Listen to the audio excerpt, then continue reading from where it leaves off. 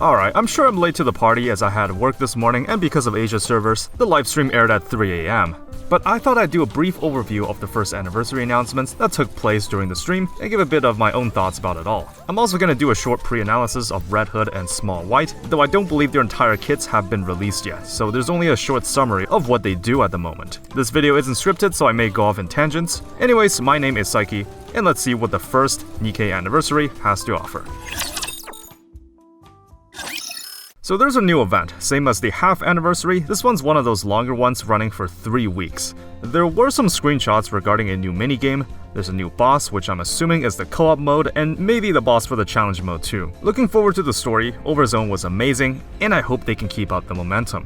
For whatever reason, gacha games have always had some of the best writing in gaming, and they've shown that they are capable of writing good stories. So overall, I'm pretty excited about the event, and I don't exactly see any concerns with it. Next up, we have new costumes for both Dorothy and Haran. I was originally gonna get the Dorothy one, except they teased that it has a new burst animation, and everyone knows that only gacha skins get that special treatment. Haran remains the only pilgrim that I don't have, but I hear she's not that good in the late game, you know what I'm saying? So even if I got the skin right now, I can't use it. As it currently stands, the likely scenario is that Dorothy has a gacha skin, and Haran's skin comes from the event Battle Pass. Now for some quality of life changes. The campaign is reducing its difficulty, mainly because they're also releasing chapters 25 and 26 with this update, and there's going to be some severe bottleneck if the scaling continues with its current pace. I'm not entirely sure how much they're nerfing their level requirements, but I've played since launch and I have to play at a pretty big deficiency at chapter 24. I think the two biggest walls during the campaign are the bosses on chapters 16 and 20, so maybe people that haven't gone past the 160 wall will get a little breathing room.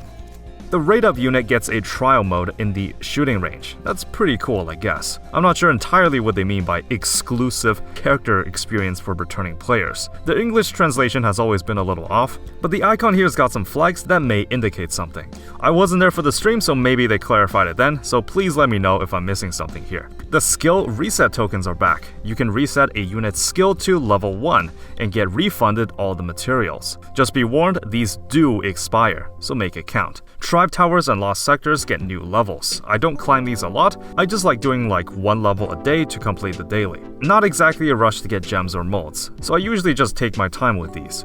The lost sectors are nice brain teasers that reward a little bit of tickets, though I don't believe there's a new cube that gets introduced to the game. Pulse. Now comes the juicy bit. This is what everyone's been salivating over. There's a total of 60 special recruitment tickets, 25 regular tickets, and they did the thing for the half anniversary when Dorothy was released, but you also get 21 pulls that comes from the daily free pull for a Red Hood's banner. Since the event lasts for 3 weeks or 21 days, you technically get 21 pulls from this. Though it does not accumulate, so be sure to spend that free pull every day. Since Red Hood is a pilgrim, we can expect that she will have a drop rate of only 1% instead of the usual 2%. At the bottom, we also get a new frame, a synchro expansion, which I'm not entirely sure what it means, but I assume the total amount of synchro device slots get expanded. Last icon here, I got no clue what first present means, but it sounds cool. And now it's time to do some analysis on the characters. We get a total of 2. First, we'll go over the free MLB, Snow White Innocent Days, or Smol White for short. Right off the bat, even with the limited amount of kit description, I don't expect her to be that good, since she is a free unit, but she's also a free entry for people that are stuck on the 160 wall, not to mention also counting as a pilgrim. So even new players will have a guaranteed unit to climb the Pilgrim Tower with. She's also got 3 different skills after the various 7 dwarfs. The description reads that based on the number of attacks, she can sustain group attacks to deal with crowds and missiles. This is again the case for the second part regarding her skill 2. I think what they're trying to say is that Smol White is a tech option for when there's a large amount of enemy projectiles that can be destroyed. So while she can't do that much damage, if there's ever a boss that likes to spam out missile barrages, then she may find a place in your team. Overall, just like Ray, I'm not expecting much from this free unit other than a freebie MLB and an extra slot for the Pilgrim Tower. Red Hood is an interesting one.